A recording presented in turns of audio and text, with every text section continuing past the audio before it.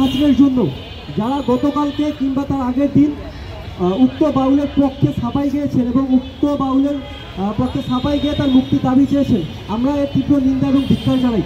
এক্ষেত্রে আমরা কয়েকটি রাজনৈতিক দলকে স্পষ্টভাবে দেখতে পারি যে তারা স্পষ্টভাবে বাউলের পক্ষ নিয়েছে এবং গতকালকেও সেই বাউলের পক্ষ নিয়ে এখানে বাউল সমাবেশ করা হয় এবং সেই জায়গা থেকে তারা দাবি জানায় যে উক্ত বাউলের মুক্তি দিতে হবে। এই জায়গা থেকে আমি একটা জিনিস আপনাদের ক্লিয়ার করি যে আপনারা সবাই বর্তমান বাংলাদেশের প্রেক্ষাপটে দেখতে পাচ্ছেন যে বাংলাদেশের বিভিন্ন ক্যাম্পাসে ছাত্র শিবির একটি শক্তিশালী অবস্থানে রয়েছে এবং বিভিন্ন ডাকসু সহ বিভিন্ন ছাত্র সংসদগুলোকে তারা জিতেছে। কিন্তু এই বাউল যে আল্লাহ তাআলাকে নিয়ে কটূক্তি করেছেন তার প্রেক্ষিতে কিন্তু আমরা তাদের কোনো বিবৃতি কিংবা কোনো বার্তা দেখি নাই কিংবা তাদের কোনো আমরা প্রোগ্রাম করতে দেখি নাই।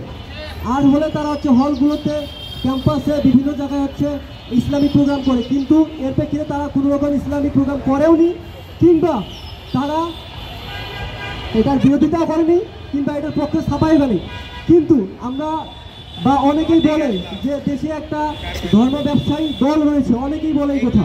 সেই জায়গা থেকে আপনাদের যদি এত ইসলামিক মাইন্ডটা, আল্লাহকে যদি এতই মানেন, আপনারা ধর্মের দোহাই দিয়ে ভোট চান, ধর্মের দোহাই দিয়ে যা ইচ্ছা তাই করতেছেন, কিন্তু আপনারা আমাদের যে সৃষ্টিকর্তা তাকেই কটূক্তি করা হলো, তাকেই অপমান করা হলো, কিন্তু আপনারা এর বিরুদ্ধে কেউ কোনো অবস্থান দিলেন না কিংবা কোনো প্রতিবাদ সমাবেশে ডাক দিলেন না।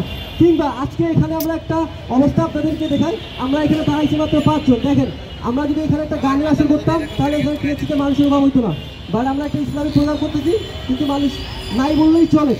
আমরা আমাদের এই জায়গা থেকে বলতে চাচ্ছি যে সামনের নির্বাচনকে কেন্দ্র করে আপনারা শুধু ভোটের আশায় যে ইসলামকে অবহেলা করা হচ্ছে এটার পক্ষে ছাপাই যাচ্ছেন। আমরা আপনাদের সবাইকে বয়কট করব এবং আমরা বয়কট করতে চাই যে আপনারা যে বিবৃতিগুলো দিয়েছেন এই বিবৃতিগুলোকে আপনারা অবস্থান ক্লিয়ার করেন যে আপনাদের বিবৃতি আমরা ক্লিয়ারভাবে বুঝতে পারিনি। আপনারা আবার বিবৃতিটা দেন যে আপনারা কি উক্ত বাউলের মুক্তি চান কি চান না, কিংবা উক্ত বাউলের বিপক্ষে আপনাদের অবস্থান রয়েছে কি নেই।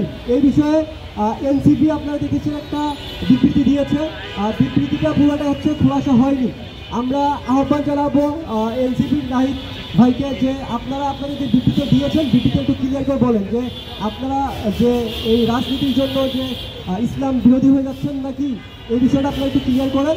এবং আরেকটা জিনিস, গতকালকে ছাত্র দলের খুব সম্ভবত একজন ভাই এখানে কালকে বাউলের আসরে গান করেছে, গান করা